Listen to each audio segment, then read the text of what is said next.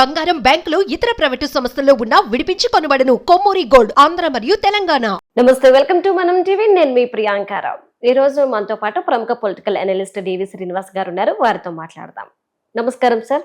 నమస్తే sir, Tadepalli palace లో కల్కి కాంప్లెక్స్ లో కొన్ని మంతనాలు జరుగుతున్నట్టు సమాచారం అందుతుంది.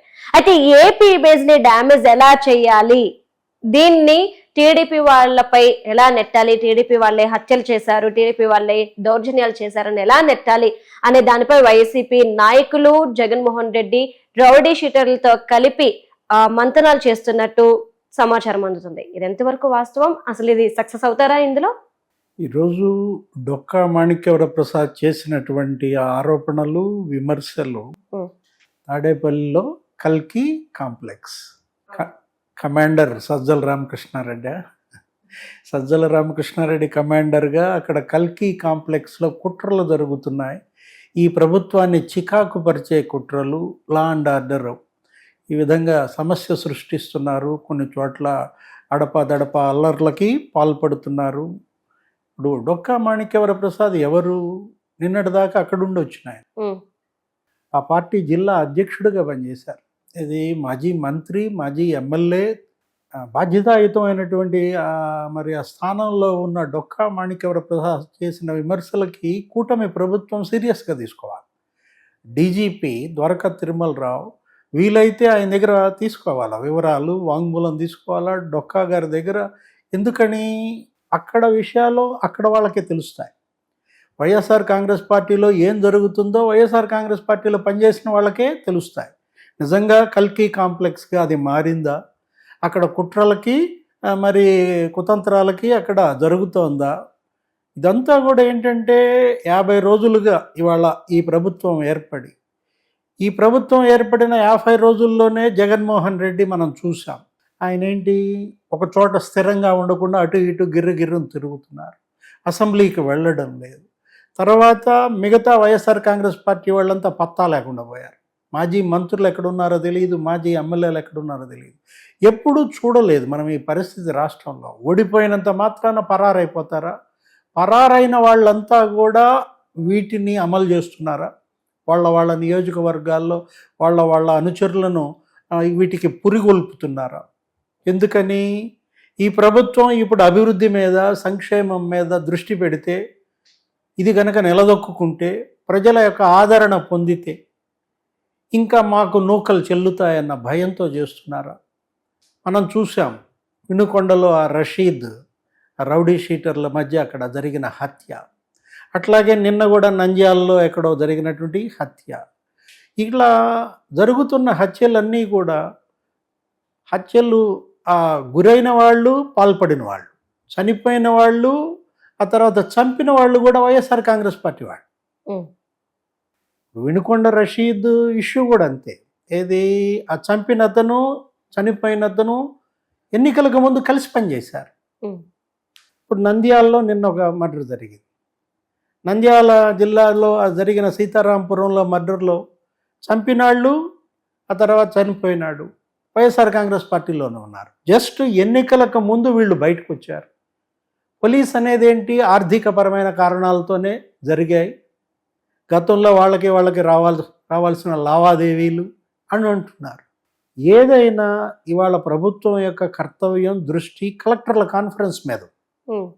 ముఖ్యమంత్రి చంద్రబాబు ఏమో ఒకవైపు ఈ రాష్ట్రాన్ని మళ్ళా ట్రాక్లోకి ఎక్కించడం కోసం అతను కష్టపడుతున్నట్టుగా, ఏది ఇన్వెస్ట్మెంట్స్ తీసుకురావటం, కేంద్రం దగ్గరికి 2-3 సార్లు వెళ్ళడం, ఢిల్లీ వెళ్ళిన ప్రతిసారి ఆయన హెల్ప్ అడగటం.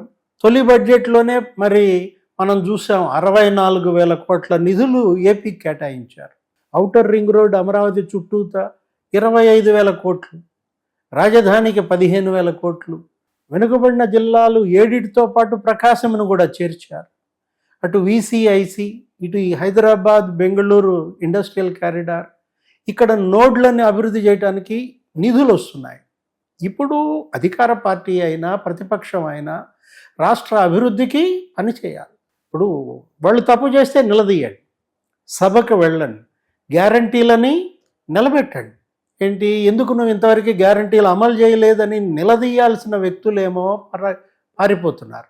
లుకౌట్ నోటీసులు జారీ చేయటం ఇదే మొదటిసారి చూస్తున్నాం. ఏది మాజీ ఎమ్మెల్యేల గురించి లుకౌట్ నోటీసులా? విదేశాలకు పారిపోవడమా? ఇతర రాష్ట్రాల్లో తలదాచుకోవడమా? మాజీ మంత్రులు కొడాలి నాని ఎక్కడ, ఆర్కే రోజా ఎక్కడ? ఎందుకంటే 60 రోజుల క్రితం వీళ్ళు సవాళ్లు చేశారు. ఏంటి ఈ భీకర ప్రతిజ్ఞలు చేసి శపథాలు చేసిన వాళ్ళు ప్రభుత్వం మారితే పరారావటం ఏంటి, పారిపోవడం ఏంటి? వల్లభనేని వంశీ కోసం గాలింపు 15 బృందాలు తిరుగుతున్నాయని, ఏది లుకౌట్ నోటీస్ జారీ అయిందని, చెవిరెడ్డి భాస్కర్ రెడ్డి కొడుకు వాళ్ళు దుబాయ్ వెళ్ళిపోతుంటే వాళ్ళని పట్టుకొచ్చినట్టుగా బెంగళూరు ఎయిర్పోర్ట్లో నుంచి. ఒకవైపేమో వీళ్ళు పారిపోతున్నారు, మరోవైపేమో ఇక్కడ అల్లర్లు, ఇక్కడ డిస్టర్బెన్స్, శాంతి భద్రతలు సమస్య సృష్టించటం మనం హోమ్ మినిస్టరే ఆరోపించారు అనిత. ఏంటి ఇదంతా ఒక పద్ధతి ప్రకారం జరుగుతోంది, గంజాయి తాగిన మత్తుల్లో చిన్నపిల్లల మీద అఘాయిత్యాలకు పాల్పడుతున్నారు కొంతమంది, ప్రేరేపిత శక్తుల పాత్ర ఏంటి వీటి వెనుక అనే ఆలోచనలో కూడా రాష్ట్ర హోంమంత్రిత్వ శాఖ ఉన్న నేపథ్యంలో రకరకాల వదంతులు సోషల్ మీడియాలో. ఏంటి 100 కోట్లు ఏదో బడ్జెట్ పెట్టినట్టు ఈ విధ్వంసాలకు, ఈ హింసకు, ఈ అరాచకాలు సృష్టించడం కోసం జగన్మోహన్ రెడ్డి కొంత అమౌంట్స్ భారీ ఎత్తున వదులుతున్నాడన్న ప్రచారం సోషల్ మీడియాలో జరుగుతోంది. అది వాస్తవమో అవాస్తవమో వేరే. మరోవైపు డొక్కా మాణిక్య వరప్రసాద్ చేసిన ఈ కామెంట్స్, తాడేపల్లి వాళ్ళ కల్కి కాంప్లెక్సా ఏంటిది, కల్కి కాంప్లెక్స్, కల్కి సినిమాలో ఏ విధంగా అయితే మరి అక్కడ ఆ విధ్వంసాలు, ఆ అరాచకాలు సేమ్ అట్లాగే ఆయన అన్నారంటే డీజీపీ సత్వరమే వెంటనే స్పందించాలా. ఈ కలెక్టర్ల కాన్ఫరెన్స్లో కూడా సీఎం చంద్రబాబు దీనిపైన మరి చేసే దిశానిర్దేశం ఎలా ఉంటుందో చూడాలి. ఇదంతా కూడా జిల్లా కలెక్టర్ల బాధ్యత, జిల్లా ఎస్పీల బాధ్యత. ఇంకనైనా ప్రభుత్వం మారింది. ఇప్పుడు చారిత్రాత్మక మ్యాండేట్ ఇచ్చారు, ఈ కూటమి ప్రభుత్వాన్ని ఏర్పాటు చేశారు, ఇది చారిత్రాత్మక కలెక్టర్ల కాన్ఫరెన్స్ అన్నారు. ఇప్పుడు వీళ్ళు కూడా మేము ఐఆర్ఎస్లం కాదు ఐఏఎస్లము అని నిరూపించుకోవాల్సిన బాధ్యత కలెక్టర్ పైన ఉంది. తన జిల్లాలో శాంతి భద్రతలను పరిరక్షించుకోవాలి, పర్యవేక్షించాలి. ఎస్పీలు ఐపీఎస్ అంటే ఏమని విమర్శ వచ్చింది, జేపీఎస్ అన్నారు.